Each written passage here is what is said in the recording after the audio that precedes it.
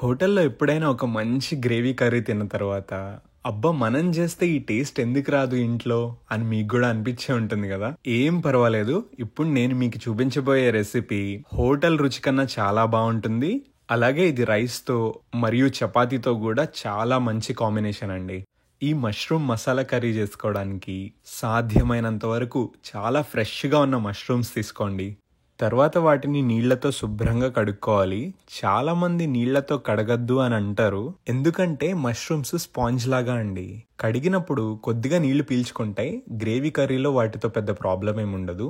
ఇప్పుడు ఒక్కో మష్రూమ్ని ఇలా 4 ముక్కల కింద కట్ చేసుకోండి. తర్వాత మసాలా గ్రేవీ కోసం 2 మీడియంగా కట్ చేసుకున్న టమాటోలు, అలాగే 3-4 నానబెట్టుకున్న జీడిపప్పు, అలాగే 3-4 పచ్చిమిరపకాయలు, కొద్దిగా అల్లం వెల్లుల్లిపాయ, అలాగే ఎండుమిరపకాయ కూడా వేసుకొని మెత్తటి పేస్ట్ లాగా మిక్సర్ గ్రైండర్లో దీన్ని గ్రైండ్ చేసుకోండి.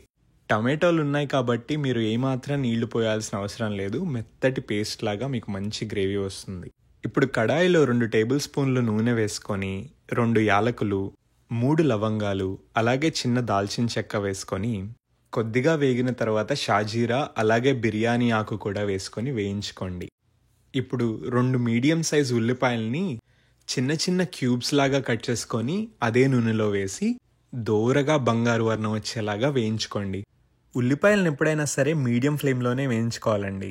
హై ఫ్లేమ్లో వేయిస్తే తొందరగా మాడిపోయే అవకాశం ఉంది. సో మీడియం ఫ్లేమ్లోనే ఉడికించుకోండి. ఇప్పుడు మీరు ఇందాక గ్రైండ్ చేసి పెట్టుకున్న టమాటో ప్యూరేని దీంట్లో వేసుకొని గరిటెతో తిప్పుతూ అడుగంటిపోకుండా బాగా ఉడికించుకోండి. మధ్య మధ్యలో నీళ్ళు అవసరం పడతాయి. మీరు కొద్ది కొద్దిగా నీళ్లు పోసుకుంటూ మరీ గ్రేవీ పల్చగా అయిపోకుండా ఈ మసాలాని పూర్తిగా ఉడకనివ్వండి. ఈ మసాలా అలా ఉడుకుతున్నప్పుడు ఒక మంచి టిప్ చెప్పమంటారా? ఆనియన్ టమాటోతో ఎప్పుడైనా మీరు గ్రేవీ చేస్తున్నప్పుడు కొద్దిగా జీడిపప్పు కానీ పల్లీలు కానీ వేసుకుని గ్రైండ్ చేసుకున్నారంటే గ్రేవీ చిక్కగా మంచి కన్సిస్టెన్సీలో వస్తుంది.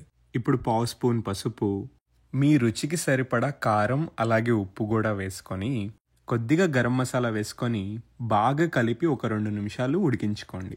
చూసారు కదా, గ్రేవీ బాగా ఉడికేలా నూనె పైకి తేలుతున్నప్పుడు మీరు ఇందాక కట్ చేసుకున్న మష్రూమ్స్ కూడా దీంట్లో వేసుకొని బాగా కలుపుకోండి. ఒక్కొక్కసారి గ్రేవీ ముందుగానే పల్చగా ఉంటే మీరు మళ్ళీ నీళ్లు పోయాల్సిన అవసరం లేదు. ఒకవేళ గ్రేవీ పల్చగా లేకపోతే మాత్రం మీరు కావాల్సినన్ని నీళ్లు దీంట్లో పోసుకోవాలి. అలాగే రుచి కూడా చూసుకొని ఒకవేళ ఉప్పు కారం ఏమన్నా తక్కువైనా ఈ టైంలో వేసుకోవచ్చు. మేము చేసినప్పుడు గ్రేవీ కొద్దిగా గట్టిగా వచ్చిందని కొంచెం నీళ్లు పోసాను. కానీ ఇది మీరు చేసినప్పుడు కావాల్సిన కన్సిస్టెన్సీకి తగ్గట్టుగా మీరు నీళ్లు పోసుకోండి. Mushroom masala curry almost ready అయిపోయినట్టే. కానీ ఒక 10 నిమిషాల పాటు దీన్ని మూత పెట్టి నూనె పైకి తేలే వరకు ఉడికించుకోవాలి. చూస్తుంటేనే నోరూరిపోతుంది కదా. హోటల్ స్టైల్కి ఏ మాత్రం తీసిపోదు. చాలా క్రీమీగా, చాలా టేస్టీగా, చాలా ఫ్లేవర్ఫుల్గా ఉంటుంది. మీరు కూడా తప్పనిసరిగా ట్రై చేయండి. అలాగే ఇలాంటి మంచి మంచి వీడియోస్ కోసం ఛానల్ని సబ్స్క్రైబ్ చేసుకోండి. అలాగే మీరు ఏ రెసిపీ వీడియో కావాలనుకుంటున్నారో దానికోసం కామెంట్ చేయండి.